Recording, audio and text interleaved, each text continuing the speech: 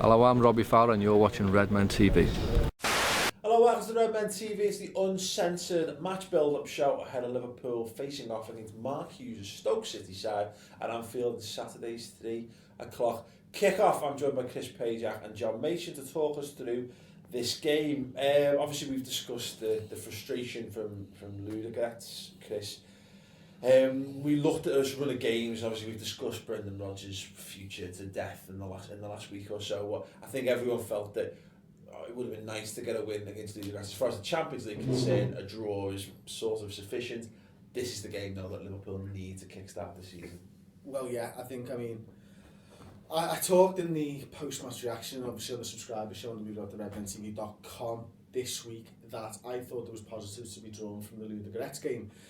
These positives that I was talking about were the fact that we showed a little bit of desire, a little bit more commitment, character, intensity, our pressing was a little bit better and stuff like that.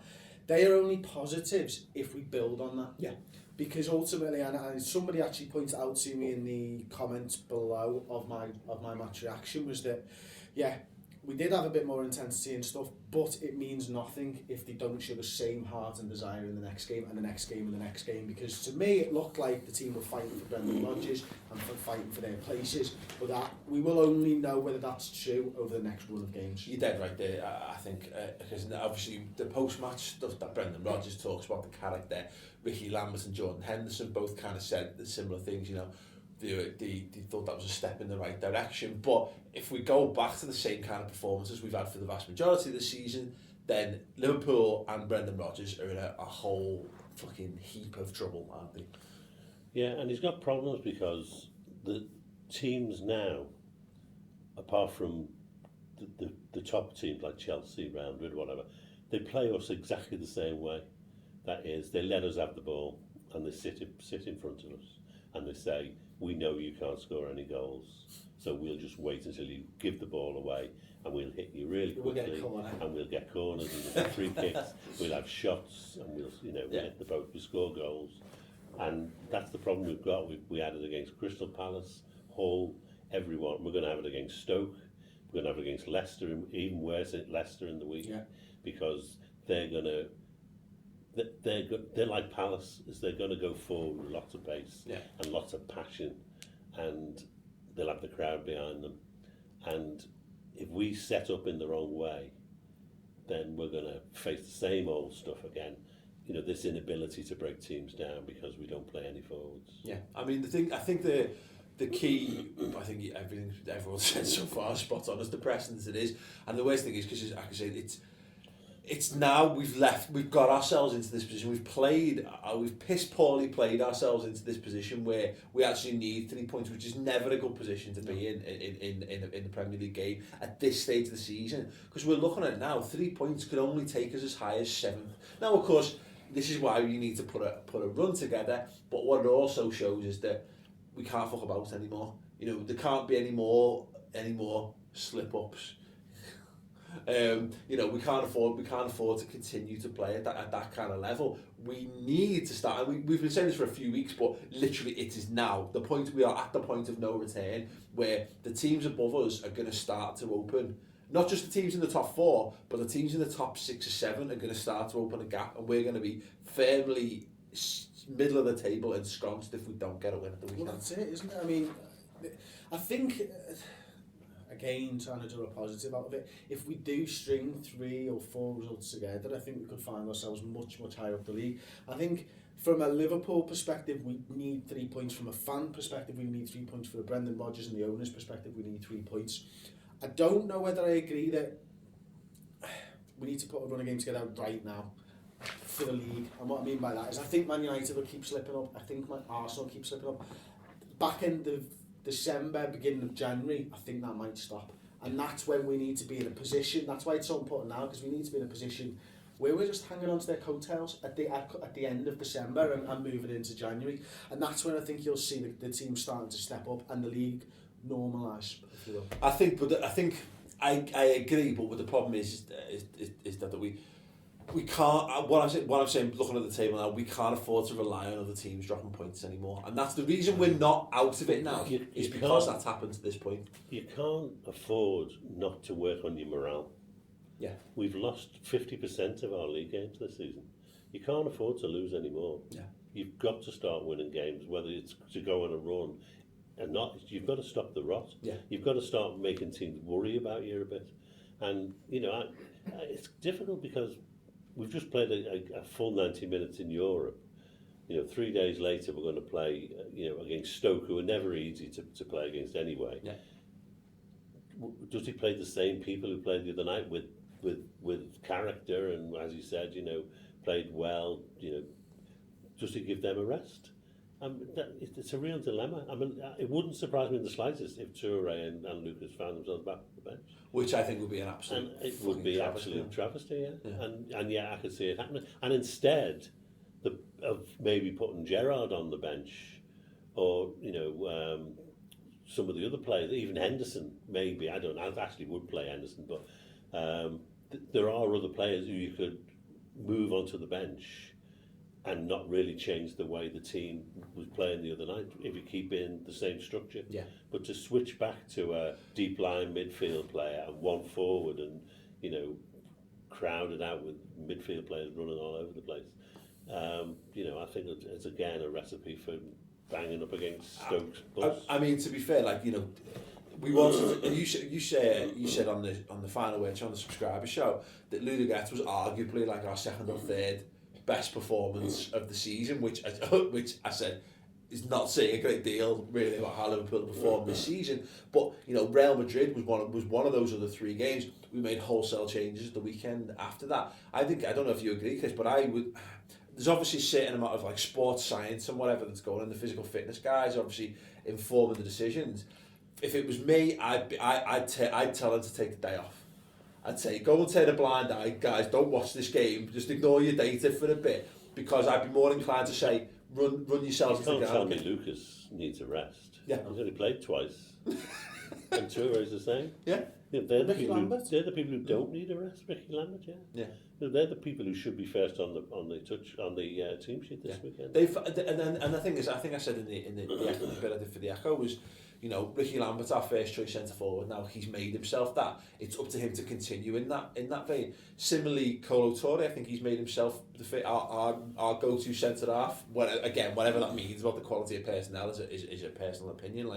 Similarly, Lucas Leiva, these guys for me have played themselves into the first team. What the fuck does that say if Brendan Rodgers takes them out at the weekend? Well, I've banged this drum for a few weeks now. Is that it would really surprise me this weekend, and I don't actually think he'll drop all of those players that we're talking about. I don't think he can. If he does, I'm worried. I'm genuinely worried about the future of the squad's morale. Yeah. Ultimately, this is Brendan. Let's not forget, because I think people are getting a little bit carried away. This is Brendan Rodgers' decision to make. He's the manager. If he chooses to do that, and if it works, then it's fine. The worry is of course that we'll sit here and worry that it's not going to work. But we shouldn't let that be a distraction from it. But you're right. He's potentially making a run for his back. My thing, Dad, is that Chelsea haven't made mass changes to that side so far, and I can understand why we have rotated. We've had some injuries, we're trying to get some new players, built into the squad as quickly as possible. But I also think Brendan Rodgers had one eye on the run into the season and thinking, I want people fit and fresh at the end. Right here and now, it's not working. I say, fuck the end of the season. Let's worry about the end of the season at the end of the season. Right here and now, we need to get a best 11 of players performing consistently week in, week out. No, but the only change I would really want to make is put Barini in next to Lambert. Yeah. And play two up front. And if that means moving Gerrard out of the game, then fair enough. Yeah. Or whoever. But I really do think we've got to start playing with two front men. But I've no confidence that Rodgers actually will even consider it. I wouldn't mind seeing that. Season, when has he played two up front? No, well, I wouldn't mind that as an option. But equally, if keeping a similar approach to Ludogorets, I wouldn't be bothered if you just put Coutinho in for Gerrard in that team. Put Coutinho in for Gerrard and possibly started Moreno instead of Johnson or something like that. I don't think wholesale change, but I think you're right. We have the ability to make a couple of changes to freshen things up without totally undoing the good work that was done. And you've got three subs. Come an hour if you think they're flagging a little bit. You can make changes. Yeah, that's it. Chris? Any, do you agree or disagree?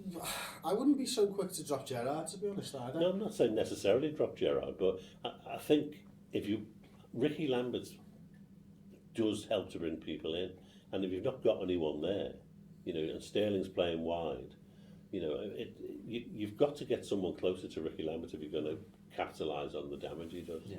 And I think Gerrard was taking up a lot of that space without actually doing that. Yeah, and as you say, look, Steven Gerrard, if he's going to play in that position, which I think, hopefully, he didn't conclusively prove it in the week, did he, Chris? But I think he showed positive signs of being there, but we thought he can't play every game, he needs to be rotated. We shouldn't need Steven Gerrard for this game against Stoke. We've got Philip Coutinho there, we've got Adam Lallana. Why have them if we're not able to say, all right, Stevie, thanks very much.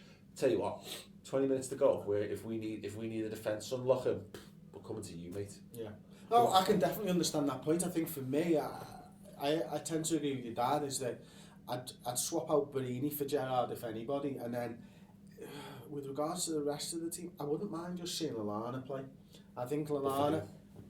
Well, that's the issue, isn't it? Probably Sterling right now, to be honest with you. I know Sterling's our outball and he's the pace and stuff, but I think what I like to see is I'd like to see Lallana play a little bit more with Lambert, because Lambert does bring players into the game, and Lallana's clever enough and he's willing enough to go past Lambert as well.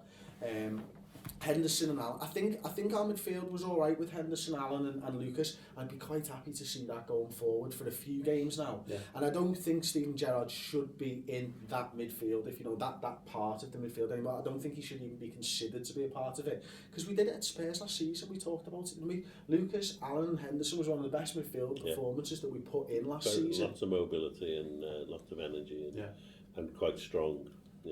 Yeah, and I think as you're right, I think the next in line should that is Emery Chan, if you want to add someone into that midfield. I think I don't mind Gerrard so much, but not as in the defensive midfield position again. You know what I mean? Although that all being said, if a team's going to park the bus at Anfield, do you need Lucas Leiva in front of the back four? Well, this back four you do.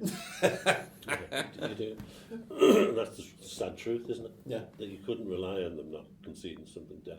I didn't go back to Benitez playing two defensive midfields at Anfield with this defence. Yeah. We concede a lot of silly goals right through the middle of our defence, and I think you do need someone there. It's like the first half in Istanbul every week, isn't it? Big gaps right through the middle. So you do need someone. Yeah. Okay. Cool. The thing about Gerrard is, Lampard's playing well at City, but they don't play him every game, and they're quite happy to bring him on as a sub. And I think playing Gerrard every single game is not doing him any favours. But it depends on. But like as an example, they play Yaya Toure every game, and if Rodgers still considers Gerrard to be his vital part in the midfield, then it's right that he plays. He will play every. Whereas Lampard, he's on loan. He's a couple of years older than Gerrard, isn't he? You know what I mean? So they can, there's also no long-standing pressure of historical pressure from Frank Lampard at Man City, is there? Whereas there was at Chelsea, wasn't it? If he does feel that Steven Gerrard is an integral part of that midfield still, he's going to have a big decision to make, and the decision to make is whether he plays at Stoke on Saturday or he plays at Leicester on Tuesday, because he definitely can't play in both of those games coming off the back of a Ludwig Retsch away match. Particularly in an attacking position. Well, it's if you look forward, we've got 2 games every week now. Yeah. Until January. But this is the point. What is the point of having a squad if we can't rotate Gerrard? Because if we can't rotate Gerrard now, this is his 3rd season. He's had 3 years, and to be fair, I know managers in the past haven't sorted a replacement for him out. But he's had ample opportunity to find someone who can do what Steven Gerrard can do. And that's using your squad positively, rather than the way he's used it up to now, which is he seems to switch out half the midfield and put in another midfield altogether. And it's just, there's no continuity in that at all. You should be using your squad to say, Henderson can be replaced by Chan.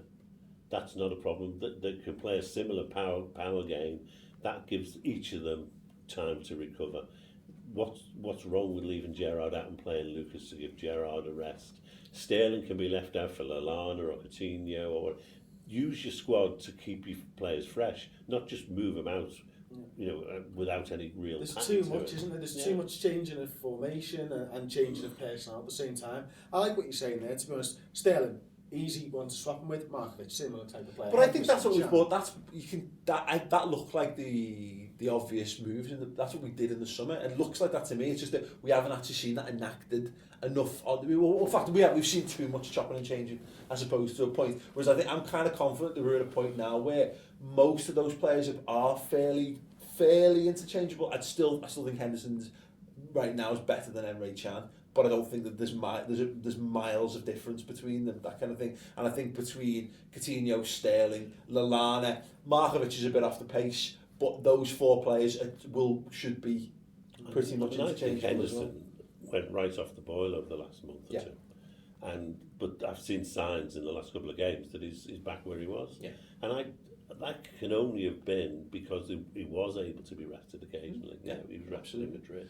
And look at him, we let him loose against Ludogorets a lot more, in attacking sense. He got up and he got his goal. We haven't seen him that far up the pitch this season. And that's great to see. After the Madrid game, we said we've suddenly got more options now because Markovic didn't have a bad game. Can had a really good game. Barini played well. Lallana played well. Can played well. You think those players now can be picked because they're there now. They can, they're ready. And yet Markovic, it's almost like he's a forgotten man again. Now he needs to cut his hair and get some old-fashioned black footy boots, doesn't he? Like Lucas had to do. Really win over the main stand and you'll be set for life. I mean, a big question is like, what kind of Stoke team are we going to face? Because at the minute they're not what they were. They're not Tony Pulis' Stoke, but they're also not like Mark Hughes' City. You know what I mean? They're not. I think they've grown a bit more this season because for a while they looked like they were going to play a kind of game which gave people trouble. Like you say, Spurs, they beat Spurs, didn't they? And I thought, oh bloody hell, maybe he's actually hit on something. And then of course they get beaten home by Burnley. Well, this is the point. They lost the last game at home to Burnley, but then won away at Spurs the game before. Draw with West Ham before that was exactly. No one knows. You don't know what you're going to get from Stoke. The only thing to note of them is they're above us in the table, which needs rectifying. It's a real mid-table battle. This one. No wonder it's not televised. This is the kind of imagine if Stoke versus the team one place below them in the Premier League on Monday night. Swerved. I done a replay of Gardner's World or whatever. I think we know how they're going to play. They're going to sit back and watch us pass the ball between our centre halves all game. That's one reason to play Toure. He doesn't do that. No, that's the one thing he doesn't do. No. I saw that. I don't know if I mentioned that stat to you in the game before Real Madrid. There was something like 85 passes between Lovren and Scale. In Madrid, there were 2. Both of them from Scale. Feels like no. Point passing it to you. Forward. Launch it. All we've been doing is passing the ball between the centre halves, then to Gerrard, then back to the centre halves, then to the fullback, back to the centre halves. And then a risky kick. And that's the way we play all game. And you think to yourself, oh God, we're going to go and get a cup of tea and not come back when this move's finished. Yeah, Liverpool. No pace approach is like no ponderous pace no pace and drive and energy. Liverpool's it's like the opening 15 minutes of starter at the motion picture, isn't it? Like very slow pace. It's like that one where you go. They went round the Enterprise for like 45 minutes. So the fans could see it. It's like that's watching Liverpool. It's lovely and shiny. But get us some fucking battles now, like with explosions and shit. That's what we want from Liverpool. The thing about Stoke, though, and again, if they go with that approach, we've seen this time and time again. The key to beating teams like this at Anfield is a moment of magic or a moment of luck. And I've seen better Liverpool, I've seen great Liverpool sides being capable of breaking teams like that down. There was that great example of one where Gerrard took a free kick and it goes in the first 5 minutes and it gets retaken and it doesn't go in. And I think we end up drawing that game. Whereas you just need to break the deadlock and throw their game plan out the window. My only concern is, do we have the firepower available to us right now to do that? Is a big question mark. But Ricky Lambert, 2-2, mate. Go and make a hat trick. Prolific. Go and make it 3-3. And I want, what I want to see from Liverpool? I want to see them come out and press really, really hard and do that type of stuff. And you know what? I'm not bothered if we give the ball to Stoke a little bit in the first instance to set that game up. Yeah. I mean, if you go back to the Palace game, I think it was Henderson won in the first couple of minutes. Henderson wins the ball high into their half.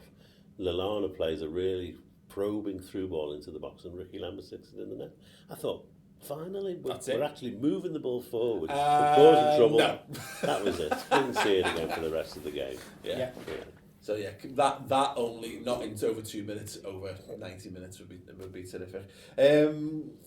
Okay then. The only concern we've got there is that all this aside, you know, there's still a European hangover to contend with. You know what I mean? It's something that it seems to be an unpredictable X factor. Well, Sam Allardyce famously said, didn't he, when we played them after a European game, he hit us hard early on because he knew that we would be a little bit slow at the blocks after the European game, and we can't afford that. Yeah, but this is the thing, is that this is about play. I think it's about player mentality and all that, and we've got to be right from minute one in this game. At least we're at Anfield is the only thing. So at least we will have the crowds back in for the first 10 minutes before everyone gets bored of watching the ball get passed around by Mignolet and then booted out for throw-ins. So fingers crossed. Okay, I want to know. In fact, here's a question for you then: who's going to be Liverpool's key man in this game? Ricky Lambert. Yeah. I think if he can play, I think he's going to get better every game, you know, because he'll get fitter. And he's already showing signs that he can cause problems for defenders and bring in our players around him. And, you know, I expect to see another good performance from him. Good, Chris? Yeah, I would have a tendency to agree with your dad there. I think a few weeks ago Ricky Lambert's first touch was shite, and he's already addressed that now just from having a few minutes under his belt.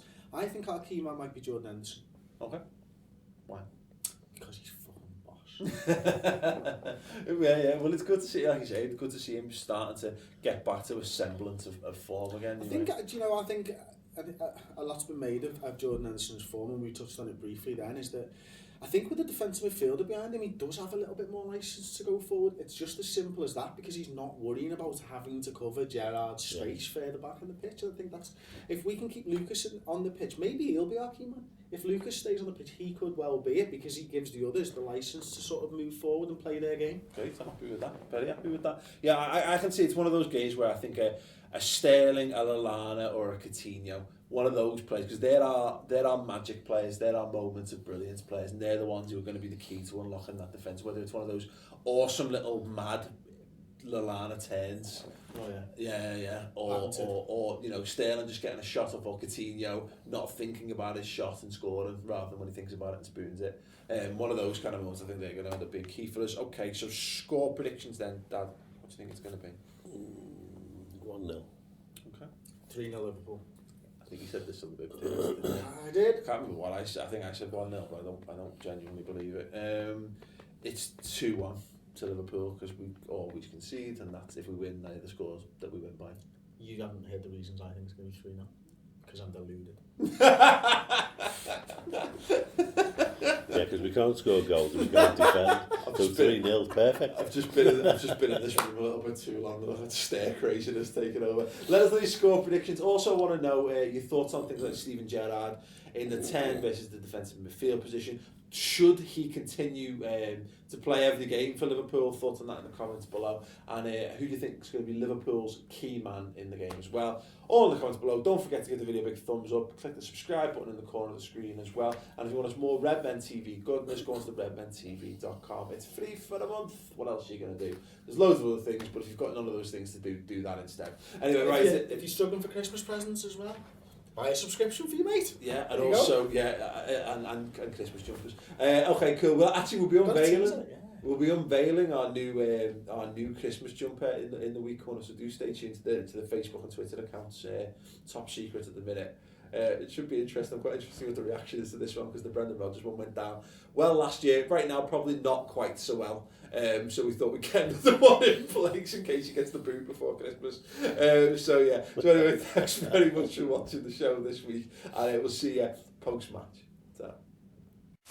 Again, another massively frustrating evening to be a Liverpool fan, and the most frustrating part of it is that we were actually quite enjoying watching the game. We had the lads in the studio and we were having a laugh. You know, we saw Liverpool play some good footy. We were pressing in the right way. We were winning the ball back high up the pitch.